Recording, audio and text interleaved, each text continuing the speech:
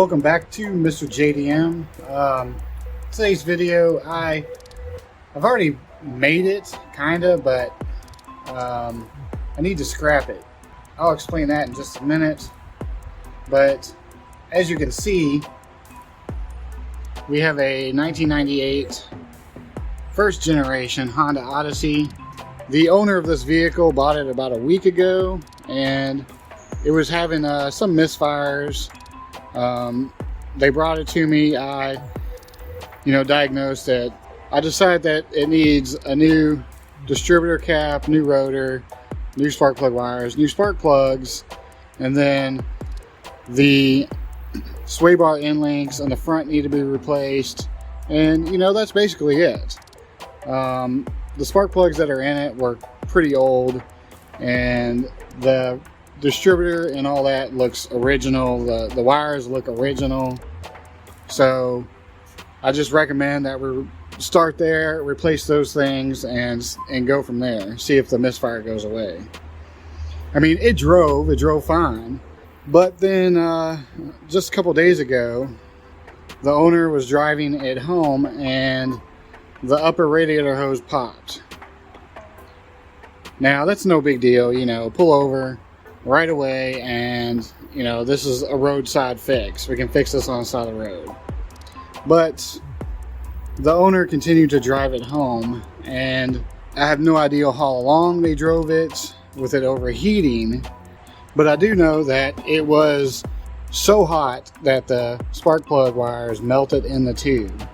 And so it took me a couple hours of digging them out and replacing the spark plug wires so we can get it started again. But once we did get it started, I realized that the head gasket is blown. And the worst part about it is, as you can see, all the marks on all the bolts. The head gasket was actually done recently. The person that the owner bought it from had the head gasket, the timing belt, and the water pump replaced. So now we're going to pull the head off and see what kind of damage is done.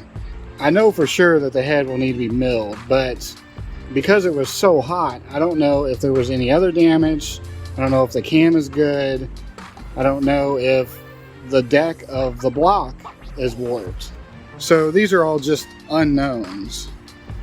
I have a feeling that this thing was driven for about 20 minutes, overheating, and the engine is just toast.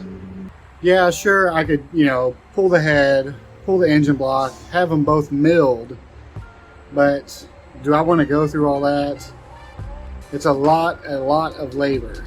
I think the best bet would be to just buy an H23a, a JDM engine, and then just swap it in. Because I can pick up the engine for about 600 bucks. Of course, I have to go pick it up, but it's a couple hours away. JDM Midwest is in Ohio, and it's literally 2 hours away from me. So I can go pick it up, swap it out, and we'll be done. But before we do all that, I'm gonna pull the head. I don't want to have to make the owner pay more money than they need to, but honestly, the labor involved in pulling the head, pulling the engine, getting it milled, putting it back together, and then dropping it back in the vehicle is probably going to be way more labor intensive, and it's definitely going to cost a lot more in the long run. And then plus, you're stuck with the same engine. The same engine that, yeah, it does have 187 or 83,000 miles on it, which is relatively low, and it'll get 250,000 miles off of it if taken care of properly.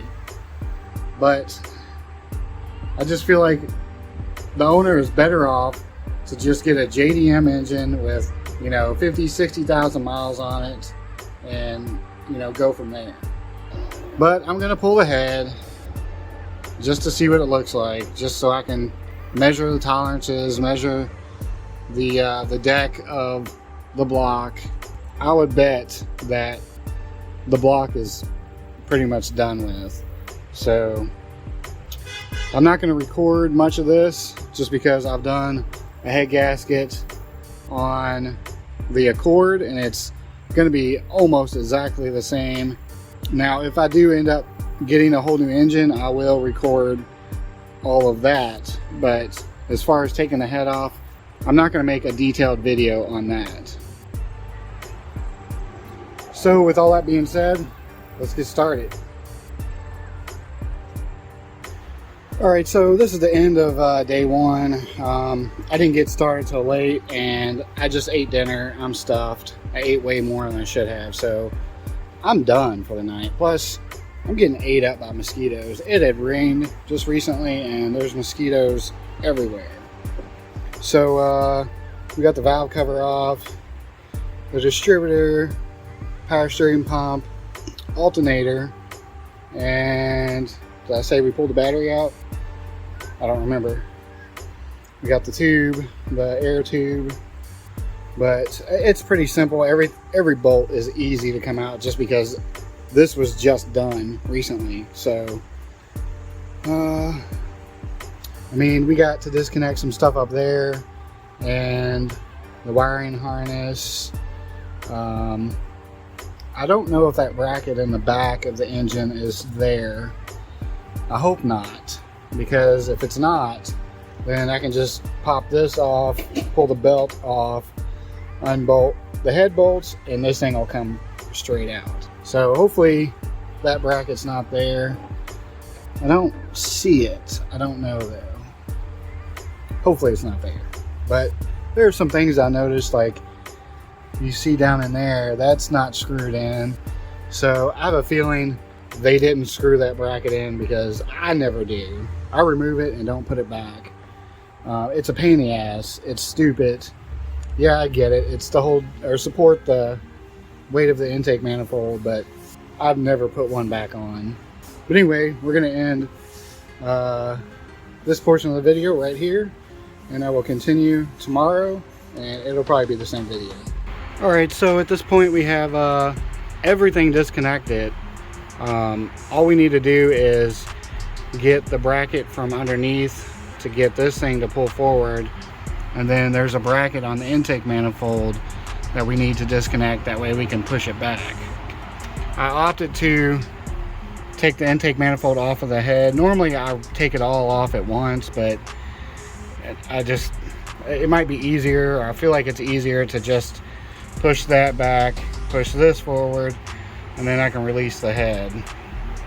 But everything is disconnected except for the head bolts, and then the bracket in the front holding the exhaust manifold, and the bracket in the back holding the intake manifold. So next what I have to do is jack the car up, get some jack stands underneath there, shimmy my big ass up underneath there, and get to those fasteners so I can release the tension on the intake and the exhaust manifold. Alright, so I got the two bolts. Actually it was four, because there's a bracket, and I went ahead and removed the whole bracket on the exhaust manifold. It actually mounts to the back of the block on this side. And then I got the bracket for the intake manifold.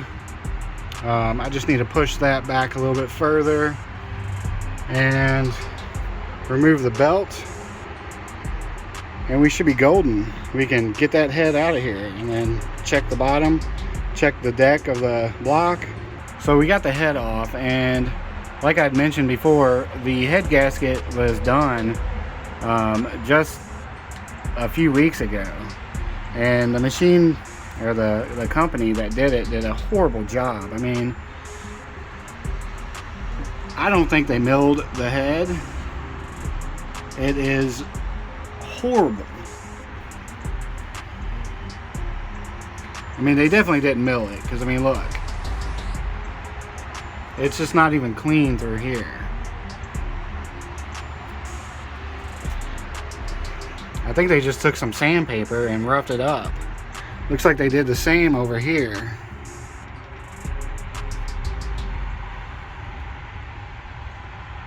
I mean,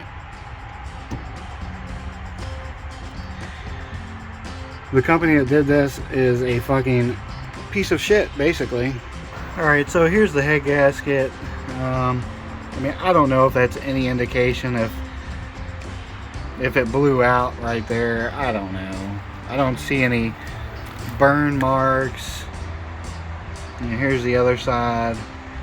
I mean, the head gasket's peeling apart. I don't know what brand it is. It doesn't say. Maybe right there. And it looks like there's like a head gasket sealer in the engine. The last people that did the head gasket did a shit job. I mean, seriously, they did a horrible, horrible job. They didn't even machine the head. It looks like they just used some 80 grit sandpaper on it. But what I'm gonna do is I'm gonna take everything I can off of this head so I can take it to the machine shop and have them mill it, or if they even can.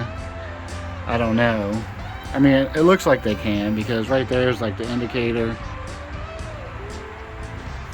There's one there, there's one here, there's one over here. You don't want to shave it down too far, because then you'll really affect the compression, and then plus the valves will stick too far out and they'll hit the pistons.